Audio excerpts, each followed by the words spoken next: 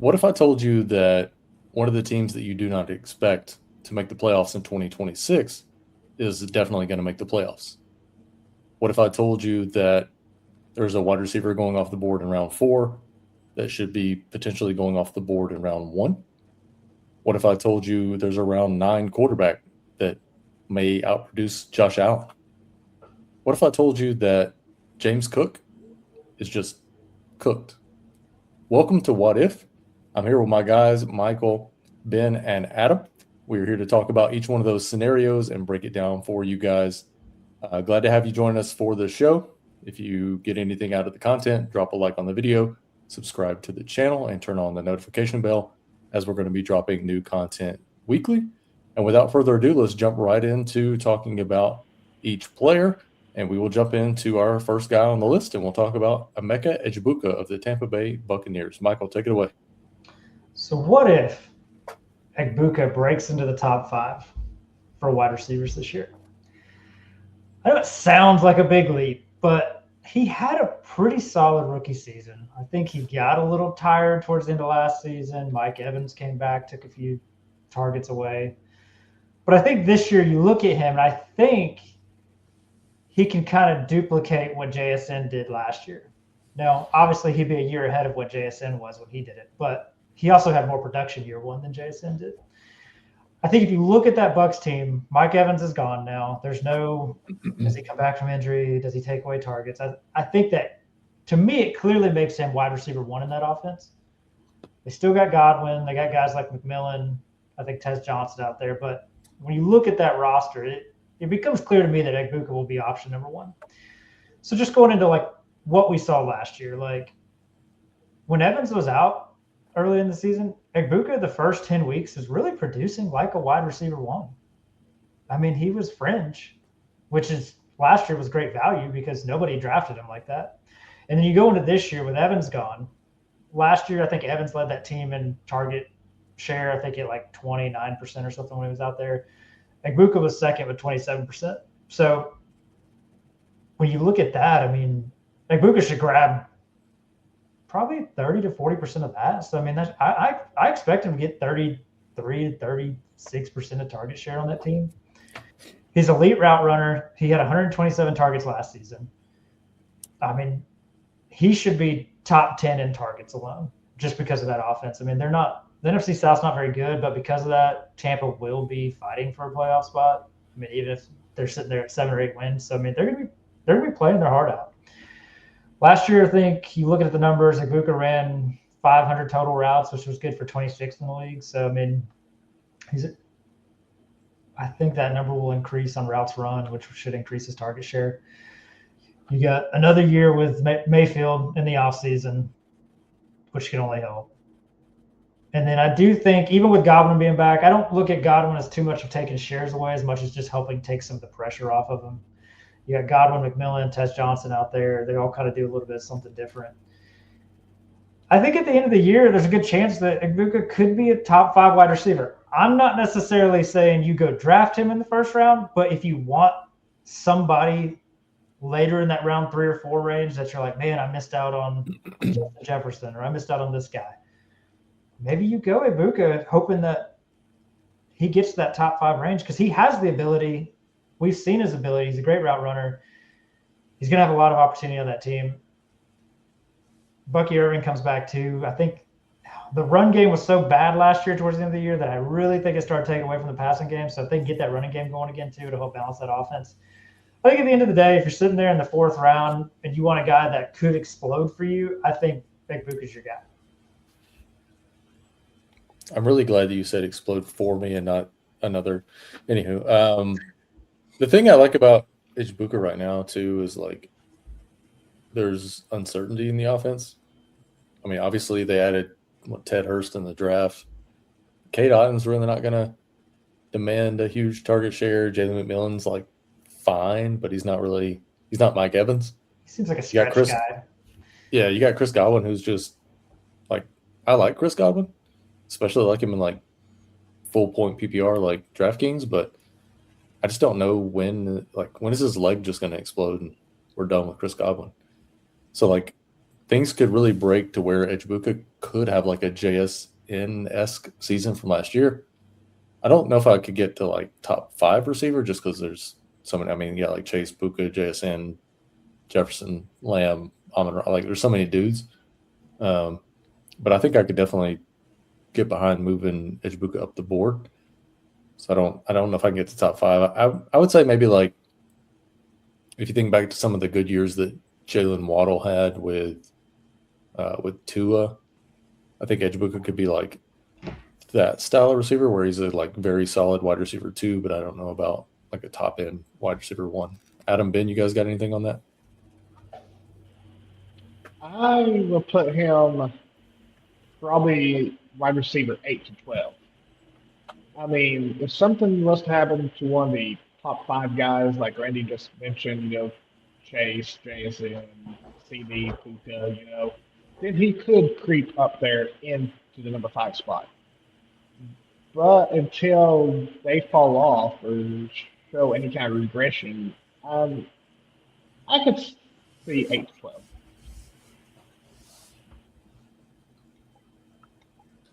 Personally, I see Egbuka being in the top 10, obviously, in wide receivers, close to where Ben has him, about 8 overall. But as long as he does not have fall off like he did last year towards the end, like Michael said, with him being in a division that he's going to be working on to get into playoffs and helping his team get there because they're going to be in the dogfight for the bulk of the season.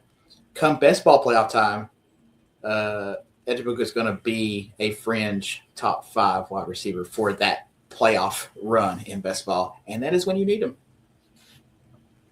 The only thing I've learned from this entire conversation is that I'm never going to get Egbuka drafting with you guys. I think I'm lower than all 3 of you guys on Egbuka. I do like him. Like as a player, I do think he's a good route runner. He's almost like a fancy Zay Flowers a little bit for me. I think definitely he's, if I have him as my wide receiver 2, I feel pretty good about it. But I don't know if I could take him over a guy like CD or somebody like that. I'm not saying you do that, but I mean, like Michael is, I know, but I'm saying if you got him as a wide receiver 2, like you said, Randy, when come best ball playoff time, you're in there. Yeah, no, the top guys are the top guys until they show that they're not anymore, or they have bad quarterback play, like even Justin Jefferson did last year. That caused him to regress a little bit. So you always want to stay with the top guys as your number 1 option.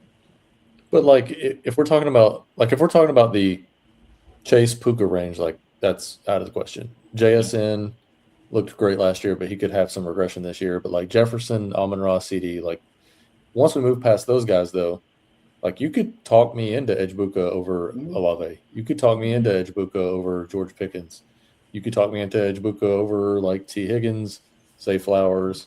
I'm really big on Lad McConkey this year, but I do think that Egbuka is in that conversation with Lad. So like once you get past those first heavy hitters, you could convince me over Nico, like especially in full PPR. Like I love Nico, obviously being a Texans fan, but Nico's more of a stretch the field, catch a bomb or 2 every game, and then he's at 5 catches for 110 and a touchdown. But I mean, like he's not getting 10 catches in a contest. So you could talk me into Egbuka over some guys in round 2, 3, and 4. So I'm open to it. Well, and I want to be clear too. I'm not going to go crazy and go drafting in first round. Like it, from a value standpoint, it doesn't make any sense because he'll definitely be there come round 3 or 4. Like, so you're not going to go draft him over a CD Lamb right now. But what my point being is that if you wanted a guy to take a swing on there in that 3 or 4 round that could get you up there, he has a chance to do it.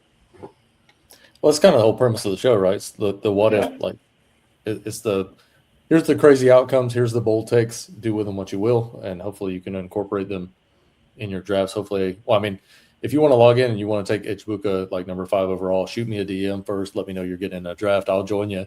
I'll be glad to scoop somebody that's falling behind them. But yeah, I think I'm definitely on board for moving Egbuka up our ranks. If you are interested in our ranks, you can go over to breakingboardsdfs.com, or you can scan the QR code on your screen. go check out our ranks for $10. They are developed through each one of our rankings, and then we also ran a million sims. We took a composite score from that, and that is our actual rankings. And then there's also a composite tool over on the side if you want to compare some players. If you're stuck in your draft, you can't figure out who to go with. The tool is free, and the ranks are $10 for the 2026 season, and we will be updating those weekly. Next up on our list here, we're going to go to Adam, and we'll talk about why he thinks the Las Vegas Raiders are better than the Las Vegas Knights.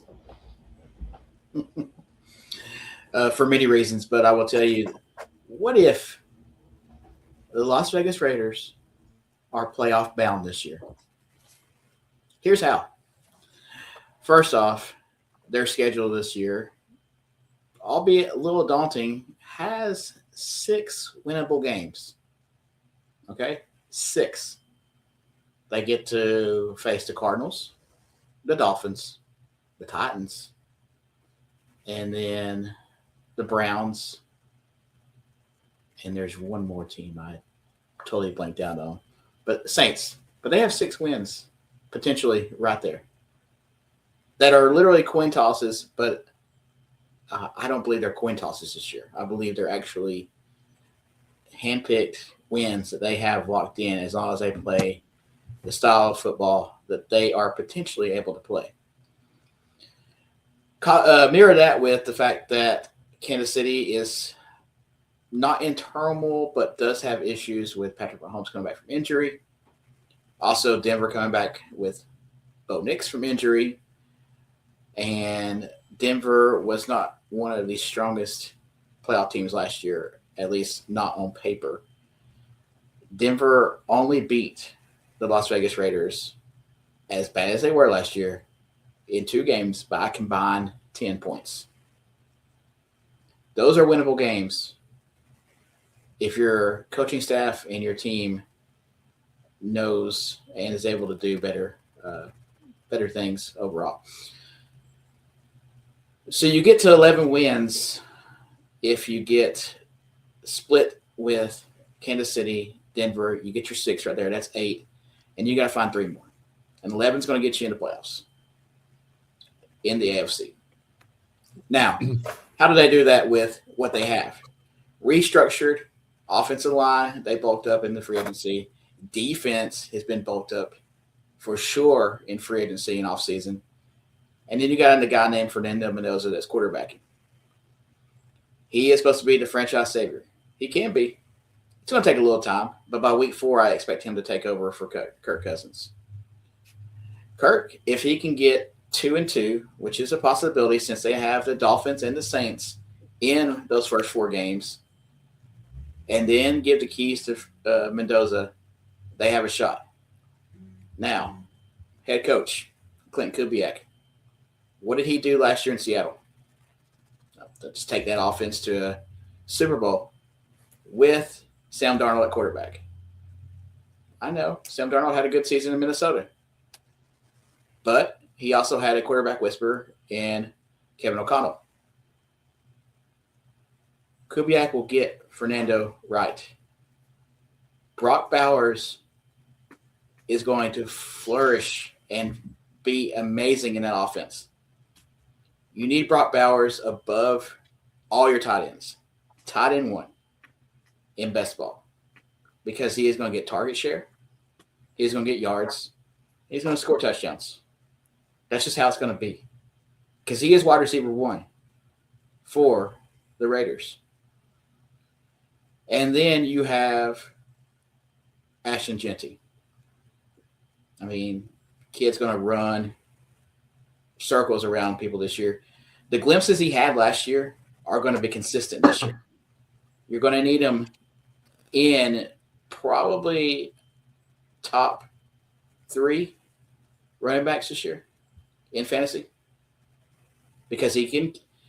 His problem last year was catching the ball out of the backfield. He didn't have as good of hands with that, but this year he is. He's going to be better with that, and it's going to be an amazing resurgence. And year 2 is going to be not a sophomore slump, but a sophomore coming out party for Ashton Genty. This is how the Raiders are going to win 11 games and make it into the playoffs. Boys, The crazy thing passing is, this is that the crazy thing is you can't even get the Raiders at 11 wins right now. I just looked on FanDuel. You can get the Raiders for 7.5 at plus 230. So if you think they win 8, I mean, might as well put 100 on it now and bring back 330 at the end of the season. But read the benefits on that one, yeah, because there's 6 games right there today. I don't know that they can get into the playoffs. I think Denver's better overall. I think Mahomes is going to make it back for week 1, and I do think Kansas City is going to regress a little bit early. And I think the Chargers are by far the best team in the division for this year. Their defense was spectacular last year. Another year of Herbert. You got Ladd, who should bust back onto the scene a little bit. Quentin Johnston. Trey Harris looked pretty good. Keaton Mitchell coming in, I think, is huge. Kamani Vidal was fine. I think Amarian Hampton is fine, but not maybe as good as people thought. But I do like, for fantasy, I like the Raiders. I like Trey Tucker above ADP. I like Jalen Naylor above ADP. I like Michael Mayer above ADP. Mendoza. Bowers is my number 9 overall player. He's significantly higher for me than Trey McBride. I think it's Bowers in tier 1 by himself, and then tier 2 is actually McBride and Loveland. I actually like Loveland above McBride, so maybe that's a hot take. But I like everything about the Raiders offense. The only player that it's hard for me to get higher on is Genty, just because he's going pick 11. But I do think, for my opinion, and I've done I think 75 paid drafts so far, it's hard. Pick number 11 is the first pick where you actually have to make a decision. Forget what order they're going in, but Chase, Puka, Amon-Ra, JSN, CMC, Jonathan Taylor, CD Lamb. There's 10 guys to me that are pretty strong up top. And then Genji just kind of falls into that next bucket of Saquon, Kenneth Walker, Chase Brown, Brock Bowers, James Cook. So it's hard for me to get overall on Genty because he's going at 11. But if you're sold on Genty and you think that Las Vegas does make the playoffs, I think you can solve for the problem that's unsolvable right now, and that's who do you take at the turn. But I don't hate it. I just don't think they can make the playoffs, not without there being some turmoil in that division. I do think the AFC is a little bit weaker in general to sneak into the playoffs, but yeah, I don't. What do you guys think, Mike, Ben? I have them. Their floor is 5 and 12. That's what I have. But their median is 7 and 10. That's where I have them at. Probably finishing the season. The only way they make the playoffs is if Genty becomes a top 5 running back. If Bowers, stays in the top 5 tight ends, of course. And also, I mean, their quarterback can be league average at best and possibly make it. So that's the parameters. What you said, Adam, with their schedule, it does give them a shot, but the pieces have to be there and they have to step up. I mean, Genty is going to have to be almost like Christian McCaffrey light at this point to boost them there. So I personally think. For me, I'd have to have a lot of whiskey to get them over 7.5 wins. I think overall, I know all those games you said are winnable, 6 winnable games, right? The problem is they're not that good. So 6 winnable games could easily be 3-3 on a good day. So I can't get them there to 7.5 wins or in the playoffs for me. But I do agree with you. I think because they are the Raiders, a lot of their players are going to go. They're going to fall in best ball because it's the Raiders. I don't want a piece of that. But in reality, I think their offense can still be exciting, even if they don't win games. Let's say they get down double digits, and they're sitting there passing away. They're going to have opportunities because I really don't think they're good enough to be that competitive in some games. So I think they're going to be trying to come back. They're going to be throwing it on the Chiefs late. They're going to be throwing it on the Chargers late. And it's one of those, Mendoza with his 3rd touchdown. The score's 21-48. it's just there's opportunities, and I think their players are going to be better than their draft position in best ball. But I cannot sail with you, sir, on making the playoffs. Personally, I thought that last year a big part of their losing certain games, especially tight games, they lost by 1 point to Jacksonville. They beat New England. And like I said, they only lost by a combined 10 to Denver. I think a lot of that was due to their quarterback play. And their quarterback, Geno Smith, turned the ball over. I mean, he turned the ball over more than 3 interceptions, but I mean, combined, I think he had over 30 turnovers, fumbles, and interceptions, if I'm not mistaken.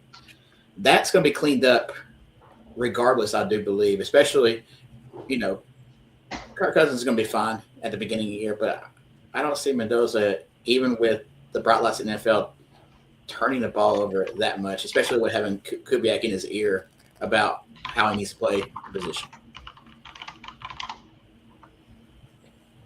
Yeah. I think the consensus basically seems like we're all a little bit lower than you are, Adam, on Vegas. It sounds like we all think they'll be fine, but not like playoff worthy. Is that kind of what I'm reading from the room? Yeah. My concern with you thinking quarterback play will be better is the Raiders ranked dead last in O-line play last year in PFF rankings. Yeah. So I don't know. Like, usually you don't just fix your O-line overnight. As a Carolina Panther fan, watching our O-line be absolutely terrible for years, it has taken us basically 3 years of trying to get it to finally as a decent O-line. So I think the Raiders are going to struggle, maybe not necessarily talent-wise, but if you can't block your quarterback, it makes a lot of problems in that offense. Is that all we got on Vegas, guys? If it is, we'll move on to player number 3. I guess I'll go ahead and talk about my topic here and save the best for last and let Ben close us out. My topic is, what if James Cook is cooked? And I think that's obviously an uncomfortable question.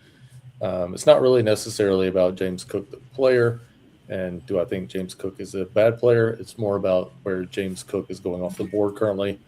He's going off the board at pick number 10. I do think that James Cook is a fine player, and it's not more about, again, that he can't play, but it's more about, like, what if the Buffalo offense takes a step back, and what if James Cook can't pay off his current ADP? I think if he gives us a pretty good season and maybe even a solid fantasy season, I don't think he can still pay off that first-round pick. And on DraftKings, especially in large field tournaments like the $25 one with $3 million up top, we're not trying to draft good players. We're trying to draft players that can beat their cost, create a weekly ceiling, and help us separate from the other hundreds of thousands of teams. So let's start with the obvious here with James Cook. He was awesome last season. In 2025, he had 309 carries, 1,621 rushing yards. I believe he actually won the rushing title. 12 rushing touchdowns, 5.2 yards per carry, 33 receptions, and 291 receiving yards. He had 14 total touchdowns and 1,912 total yards. And that's not just a good season, that's a monster season. He was one of the most efficient backs in the NFL, and he was tied to one of the best offenses in the league, being attached to Josh Allen, which means that this offense is just going to score points every week, and they're playing against teams like the Jets and the Dolphins. So the bull case here for James Cook is obvious. He's efficient, he's explosive, plays on the Bills, but he just handled 309 carries as well, and he just gave up or almost got 2,000 yards and 14 touchdowns. And to me, that's why he's going at pick number 12 or pick number 10. But the problem starts at pick number 10. We're not buying last year's stats right off the bat. We're projecting what he can do for 2026. So the question for me becomes, can Cook actually pay off this price tag? And the ADP problem for me here is when you take James Cook at pick number 10, you're not drafting a safe RB2 like we were last year. You're drafting him as like a tier 1 running back. And he has to be a RB anchor for your team. Like, he has to carry your team. He can't just be someone who you attach on to a guy like Jonathan Taylor and hope for the best. So that probably means we need something like 1,300 rushing yards, 30 to 40 receptions, 10 plus touchdowns. We need multiple spike weeks from him. We need him to finish RB4 to RB8 in that range. And if he finishes RB6, we're good. And if he finishes RB9 to RB10, that's probably something we can survive. But if he finishes like RB14, 15, 16, that's where it starts to get pretty ugly. The opportunity cost at pick number 10 is also massive, and you're passing on some elite wide receivers in that range. Those profiles set up, and again, there's a lot of running backs in that range too. You got Walker, Chase Brown, Genty, Saquon Barkley. You got guys like Nico, Olave. You got Brock Bowers. I mean, you got a lot of guys in that range that you're going to be contending with that Cooks is going to have to outscore. And also on DraftKings, receptions matter. And it's hard for me to look at the reception upside for James Cook, given that they just brought back Ty Johnson as well. So the question again is not like, do I think Cook is useful? It's more that I can't justify him being taken at number 10 overall. Another issue that I think we're going to have is going to be touchdown regression. The first concern I have here is he scored 14 touchdowns last year, and then I think it was more than that the year before. I think he had like 18 the year before. Obviously, again, another great season from a touchdown perspective, but his current line sits at 10.5. So the market is already actually pricing in the under on that, so they see him scoring 10 touchdowns. And if we don't get back that return on 12 rushing touchdowns, it could be hard to pay that off. 4 touchdowns is 24 fantasy points, and that's a huge gap if he falls back 4 touchdowns this year. Could take him from a solid RB1 to like a high-end RB2. He's also playing again with Josh Allen, and Josh Allen's always a threat to steal rushing attempts, especially in the red zone. He can scramble from 10, 12, 15 yards out. He can turn a broken play into a touchdown, and that's something I have to worry about when I'm thinking about James Cook. The offense for the Bills, obviously, still amazing. It is annoying for James Cook's fantasy ceiling that Ray Davis is there and stealing touches, that Ty Johnson's also going to steal some touches as well. And DJ Moore, even though he's not a massive, threat to James Cook, he is a little bit bigger body, and I think they might use him as some gadget-style stuff around the red zone. Again, that just leads to his role not being as elite as it once was. I think if he goes from like 33 catches and 291 yards and 2 touchdowns to something like 26 catches and 210 yards and a touchdown, that alone probably isn't going to cause a collapse. But again, it makes every little small hole in this pick number 10 is going to start to be an issue for James Cook. And then last year, again, he ran for 1,621 yards on 309 carries at 5.2 yards per carry, which is pretty elite. But the dangerous thing here is running backs' efficiency tends to not be a sticky stat. If Cook remains at the 5.2 yards per carry, he could be great. He could even pay off the price tag. But what if he falls back to like 4.5, 4.6 yards per carry? And if his carries dip, if he goes 240 carries at 5.2 yards per carry, that's 1,248 rushing yards. If he gets 240 at 4.5, that's 1,080. It's a 168-yard difference. So, again, another not significant drop, but another significant, alternative or hurdle for him to jump to be able to pay off this elite RB1 price tag. So I think there's some, instances here where James Cook fails without failing, if that makes sense. I think he can be fine. I think he'll be fine in this offense, but I don't think fine could pay off taking him at pick number 10. What do you guys think? If I can chime in real quick, I'm going to make mine short and sweet. James Cook is going to have regression. It's going to happen. Like you said, Randy, we're drafting last year's stats up here really high for him. That's last year. That's in the past. Regression is going to happen because he can't be that far up year over year. Regression has to happen. This whole offense is going to regress, okay? This whole offense is regressing, and their window for the Bills playoffs is closing sooner rather than later. But that's a story for a different day. I also should mention before Michael and Ben jump in that, like, the players that I hate for this year, and like when I say hate, I mean like hate per ADP. I don't like hate any player. I guess if I was going to pick a player that I hated in the NFL, it would be Deshaun Watson, and I used to be like the biggest Deshaun Watson fan you could find, especially when the Texans took him, and being a Clemson fan also. But after what he did, I think if we're picking any player in the NFL, outside of like Henry Ruggs, that maybe we should have some concern about. But I don't like hate these players, but like James Cook was one of my most owned players last year. CMC, one of my most owned players last year. I even argued with this panel about CMC staying healthy, and he was the number one player in fantasy, period. So I'm not like hating on these guys, but at their current ADPs, like I love them where they went off last year in rounds 2 and 3 for CMC and round 6 for James Cook. I hate James Cook at pick 10. Yeah, I mean, I somewhat understand it. Like, I still think he can perform to that 9th overall pick. But it does feel like when you look at the running backs, you do feel like it's like Gibbs and Bijan right there is kind of like tier 1. And then, like, I feel like McCaffrey just a slight bit under them. And then it does feel like I feel like Cook is leading the next set of running backs.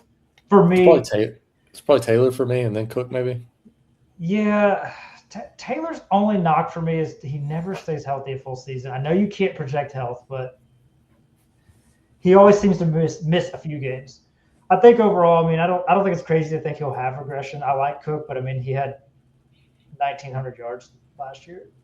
The odds of him doing that again are probably slim. You don't usually see. I mean, look at Saquon 2 years ago. He has almost 2,000 plus total yards, and then last year he regresses quite a bit. I mean, it's hard to get that many yards year over year. So I mean, I see some regression there. But to go to your point of what if he dips average wise, I mean, James Cook's career average is 5.1 yards. His worst year is 4.7. So I mean, like, but he's never been this old before. I mean, and he just came off. He's only 26 years old. He wasn't a high volume running back in college. He doesn't have the carries that some of these dudes have coming in from college. He's also been extremely lucky, like injury wise too, though. Like he hasn't been one of these guys that has gone down yet. You know what I mean? No, but until he does, because I agree, when running backs start getting those injuries, it seems like they just keep happening. Until he does go down, I just don't think I can get on that train just yet. Because he is only 26. He only had, I think, like maybe 600 or 700 touches at Georgia total. Like Georgia didn't run him a ton. He was mostly a receiving back. He ran some, but he didn't have 1,500 touches in college to just rack up all these touches. He's still less than 1,000 touches in the NFL. Like I agree, like in the sense of I don't feel great drafting him in the same air as like the CMCs of the world. Like he doesn't get that kind of volume, especially from the PPR standpoint. He gets the touches on the running game, but like you said, Ty Johnson comes in and robs 50 catches a year out of the backfield. Like I just don't. There's no other running backs in that tier I'm taking over him, but I see what you're saying on the wide receivers. It seems like you've got a group of wide receivers that are still there that you're getting top tier value in that 9 range. Yeah. Well, first I would say some. Okay, Randy, you want to go ahead first? I was just going to say that whenever he brought up UGA didn't run him to death, I don't know if you want to throw out the stat you asked me earlier, but I won't say the name, but I'll let you throw out the stat that you threw at me, Michael. And I thought it was kind of interesting, so I don't know if you want to throw it out on the show. Who is the last player drafted number 1 overall pick as a consensus in fantasy that finished number 1 overall at the end of the year? Somehow I pulled this out of my you-know-what, so I'll give Ben and Adam time to think. Like, who was being drafted number 1 overall that actually finished number 1 overall? The last player. Most recent. Last player? Larry Johnson. Oh, my God. Yeah, I mean, that's a pull, but no. Did I go too far back? You went too far back. Oh, okay. By about 7 years. About a decade. I'm not even going to guess. Hold on. I have no idea. Don't tell him yet. Ben, I'm disappointed that you don't know who it is. Was it Tom Gurley? Yep. Was it? See, I couldn't see that. Well, you All had I to see get a is link to Georgia. all I see is bum knee. So that ruining the Super Bowl for me. So I don't. Yeah. Yeah, sorry you didn't get 2 in the last 7 years. Yeah. But yeah, sorry I cut you off there, Ben. I just wanted to throw that out. I thought it was a pretty Okay. cool stat. Yeah. No, but the stats that I have too for Cook don't look very good for him going into the season to be a top fantasy producer. A study of the last 25 NFL rushing champions found that 22 of the 25, 88%, scored fewer fantasy points the following season. The average fantasy point decline was 36.8%. They went from an average fantasy finish of running back 3 to roughly running back 22 the following year. All I So- heard was 3 dudes did better, and that's all the only number I need to worry about. Well, Yeah, if you I go don't look at think like, he's going to be part of those 3 dudes. Yeah, so he's not going to be number 4. if you go look at CMC, I think I've thrown this out on another video on the channel if you want to go check it out. CMC, if you look at the seasons that he had following 250 plus rushing attempts, and I know CMC is not James Cook, I know CMC is a lot more often injured, but if you look at his seasons following 250 plus carries, it's been like off a cliff. Like I won't draft CMC unless I'm absolutely forced to this year. Like he's got to fall to like 15 before I'm like, all right, I got to get CMC. I just think the cliff for CMC is like, I think we're talking about falling off Everest for CMC. I think we're talking about falling off like a small hill and twisting your ankle with James Cook. If James Cook was going like pick 22, I'd have no problem. But at pick 10, I can't get on board. I'd rather take a wide receiver. All right, sounds like that's all we got on James Cook. I'll let Ben take the floor and talk about why the number 1 fantasy quarterback this year will not be the same guy it's been for the last few seasons. No. Okay, everybody always talks about, Josh Allen, Lamar Jackson as, possible number 1, fantasy football QB. I'm throwing out Caleb Williams. I mean, the path is pretty simple for him. Let's go through it. First, this is Caleb's 3rd year in the NFL. Also, 2nd year in Ben Johnson offense. Historically, quarterbacks make some of the biggest jumps when they finally have continuity. The 1st year in the system is learning. The 2nd year is when they actually attack defenses. And also being in Ben Johnson's, offense and system for his 2nd year, the learning curve's pretty high for that system. Look at what he did with Detroit and with Jared Goff. He threw over 4,500 yards and 30-plus touchdowns. Now, I personally think Caleb Williams is a better, I'm not going to say quarterback, I'm going to say athlete than Jared Goff. I mean, he has a stronger arm.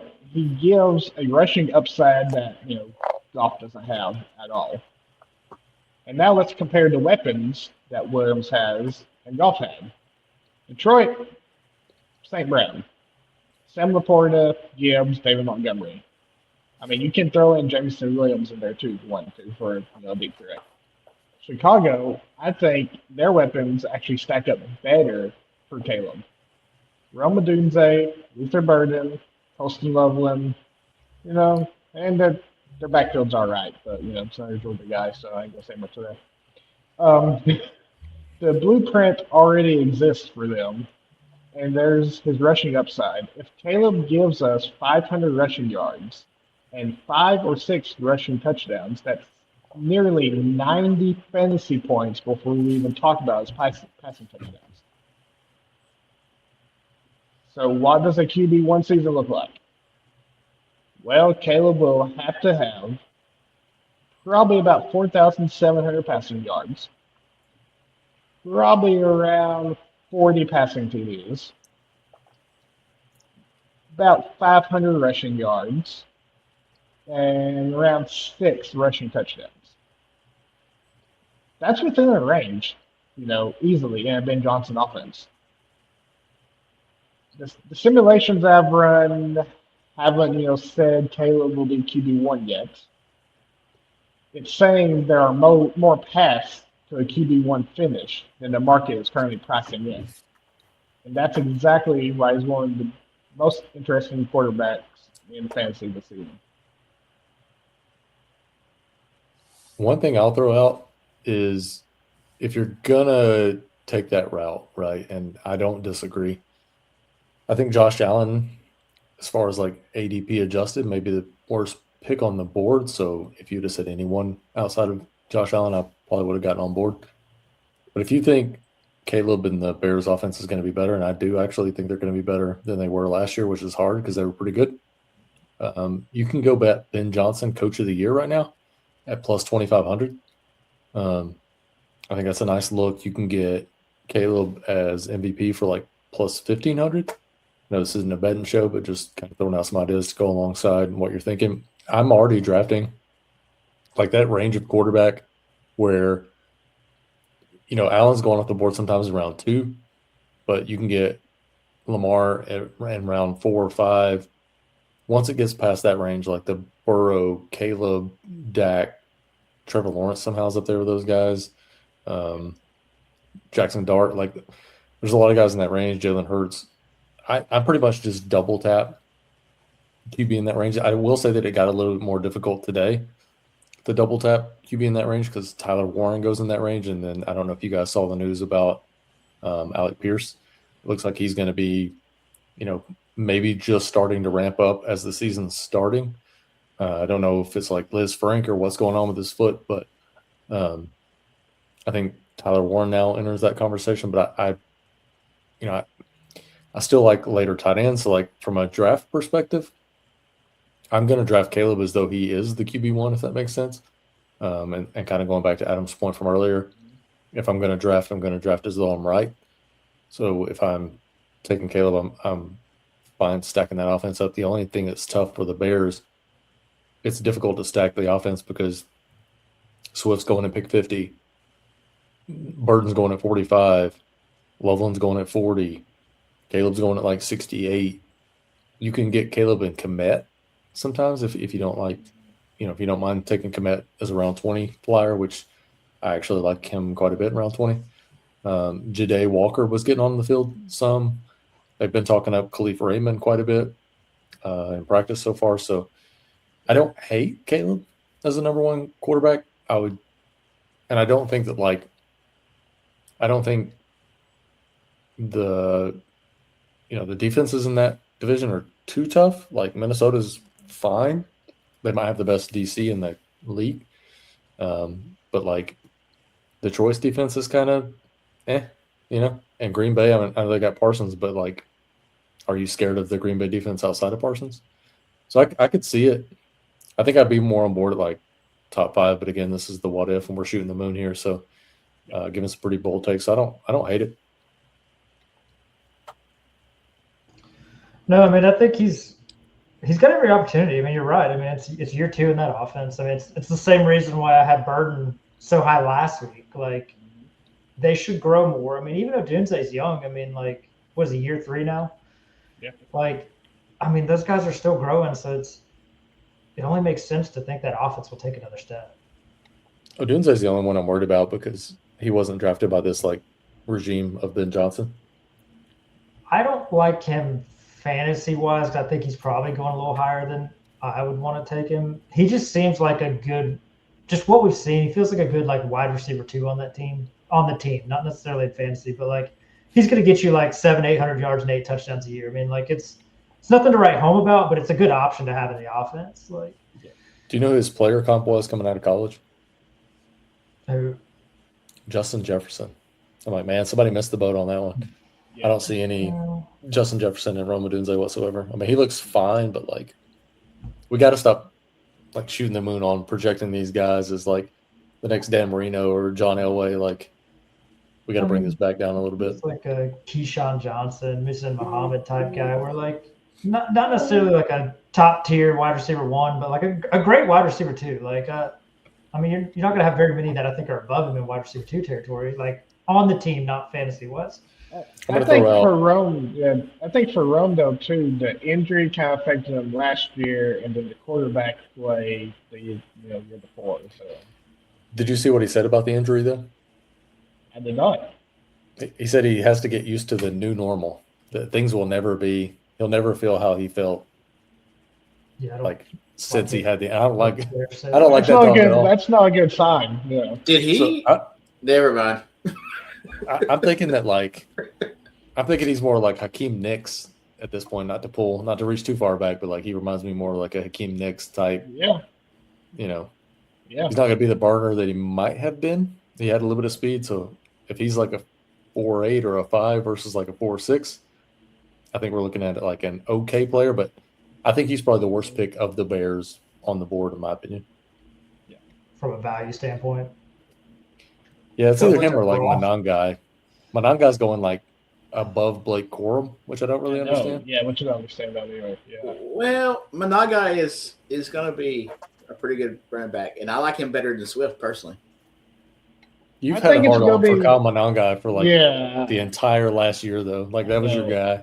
I mean, it's going to be a good change of money. pace. You know, Ben Johnson, like I say, in the offense is going to use them very well. So, I mean, yeah.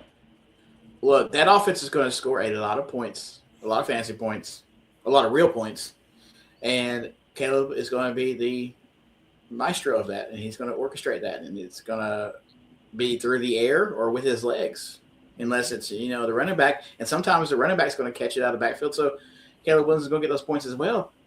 Caleb's going to have a lot of yards, a lot of points, a lot of touches, a lot of everything. Will he get to number one, as Ben says, fantasy QB? Time will tell. But for all you thinking, oh, Madden curse, we don't draft like that around here. Again, like I said earlier, we draft without that happening because if you don't have them, you lose.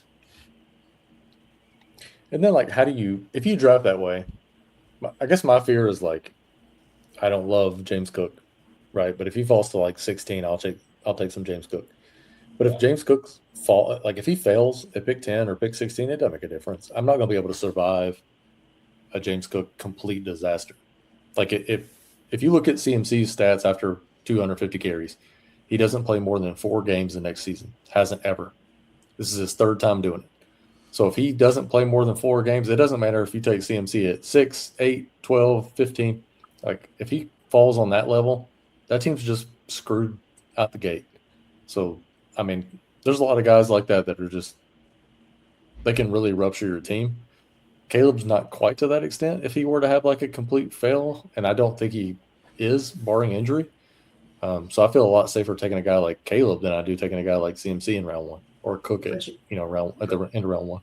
You should have 2 more quarterbacks on your roster anyway. So even if he were to fail, I mean, in that spot, like Randy was talking about, in that same spot, all these quarterbacks that he listed off are in the same rounds where you can double click those quarterbacks and you can get, well, if it's not Caleb Williams, it might be, Jalen Hurts.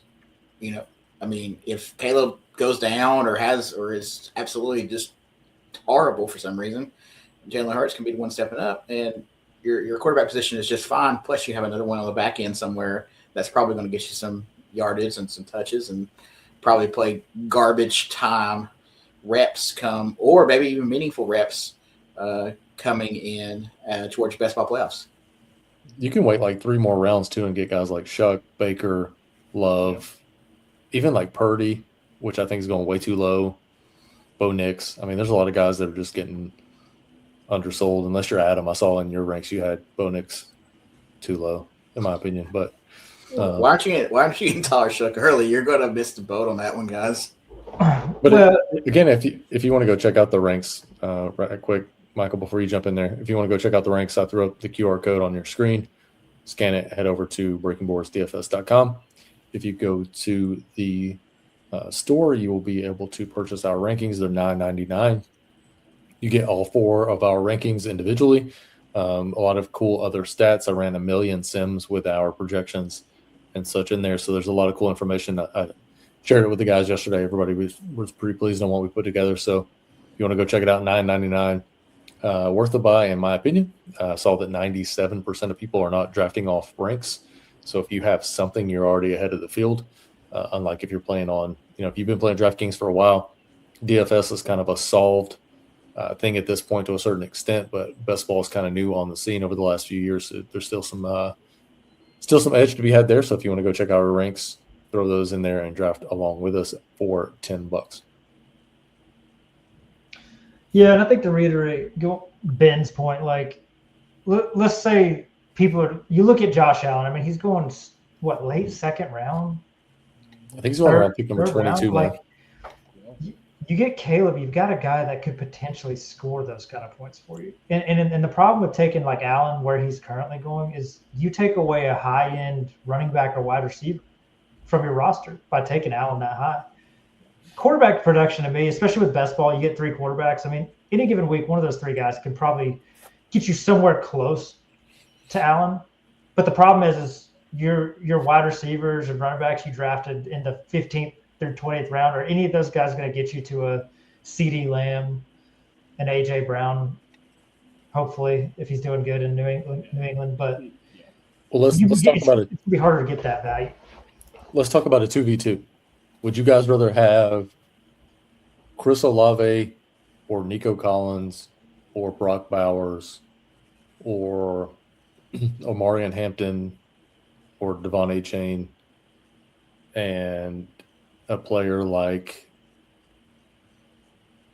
I don't know, Caleb, Jalen Hurts, Jackson Dart, that type of quarterback? Or would you rather have Josh Allen and a guy like Jaden Reed or Alec Pierce or someone of that nature? Oh, the first group for sure. I mean, the first one, yeah. Yeah, the former, yeah, absolutely. That's the 2v2, and that's why I think that like that Caleb group for me is just. I'm looking at that group, and I don't think I have in 75 drafts. I might have. I mean, I can look at it, but I think I might have one Josh Allen team, and that's it.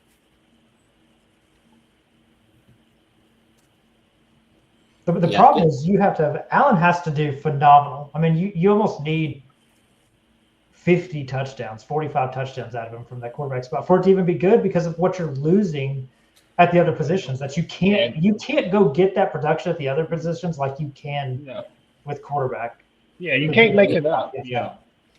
Yeah, you add those points from Josh Allen and whoever you got in the round 4 as your wide receiver in place of, like you said, Alec Pierce or Jaden Reed, and then you go back and you take the upper echelon of running back and wide receiver in that round 2 spot and take it with a Caleb Williams and see the point differential you have there. Projected point differential. You don't have to go on actual point differential. Projected. It's not gonna. It's gonna blow you away how much you're losing by doing that. I've done 76 total drafts. I have 0 Josh Allen. I have more Michael Penix. I have 1 Michael Penix, which I hate. Worst draft pick in the history of the NFL. Come at me. Terrible. And I have more Michael Penix than I have Josh Allen. I have 0. I have 1 Michael Penix, 0 Josh Allen. Jamarcus Russell, probably stay that way. Don't do that, Penix. Well, the Penix thing is more about how stupid the organization was versus my disdain for Michael Penix. That's a different story for a different video as well. Just the Falcons being the Falcons. But is that it, guys? Falcons got a Falcon. Yeah, they suck. All right, guys. Glad you all could join us for the episode. That's going to do it for What If. Stay tuned on the channel where we'll be putting out some more episodes of What If, along with On the Board, where we do live drafting. And then we have a new series called Man vs. Sims, which will be coming at you next Monday as well. Again, happy you all could be here. Before you get out of here, drop a like on the video, subscribe to the channel, turn on the notification bell when you get notified when we do drop some content, and check us out over at breakingboardsdfs.com if you want to check out the composite tool, which is free, or if you want to check out our ranks, again, go to breakingboardsdfs.com, go to the shop, $9.99. You got some rankings you can get through your drafts with, and then the composite tool, if you want to go on there and compare. If you're stuck in the draft, Jalen McMillan versus Jalen Coker, you don't know who to take, it shoots you an easy composite score so that you can know where you're at in your drafts. Again, happy we could get this one in the books today on June the 10th. We'll be releasing early next week. Appreciate you all, and we'll see you guys in the next episode. Thanks.